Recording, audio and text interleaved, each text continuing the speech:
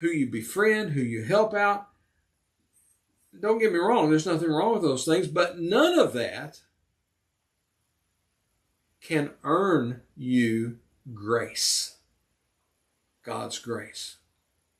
No deed you do, no action you take, no anything at all that you do can even earn you one little tiny speck of God's grace.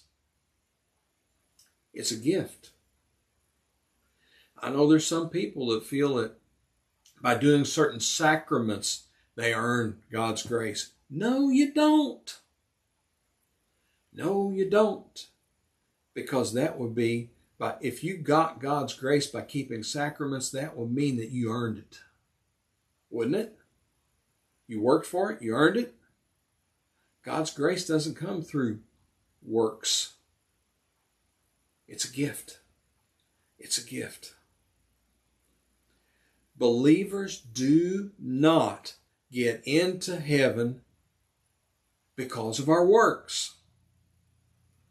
We, on the other hand, and this is where verse 10 comes in, and that's what I said a while ago. Most of us have a tendency to quote verses 8 and 9, and we leave off verse 10. But verse 10 fits there. It's a vital part of these verses. Verse 10 lets us know that God, our good works do not save us, but verse 10 lets us know that we do good works because of our salvation, because of what Christ has done, because it's a cause and effect. It's a cause and effect. We get it backwards. We think our works cause us to be saved, but that's backwards. Our salvation causes us to do good works. That's what we've got to remember, and we've got to get it in there.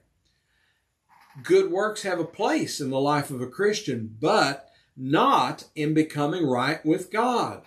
They are the result of being right with God.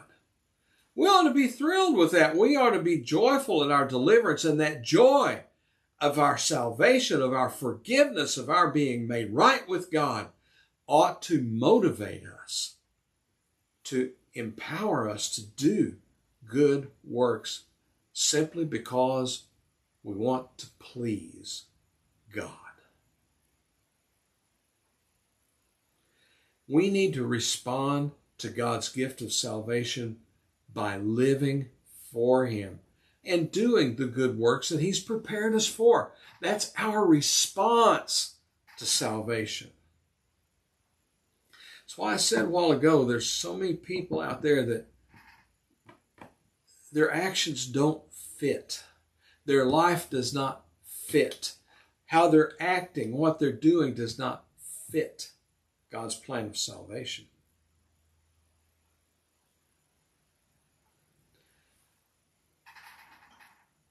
In verses 4 through 7, we see how God feels about us.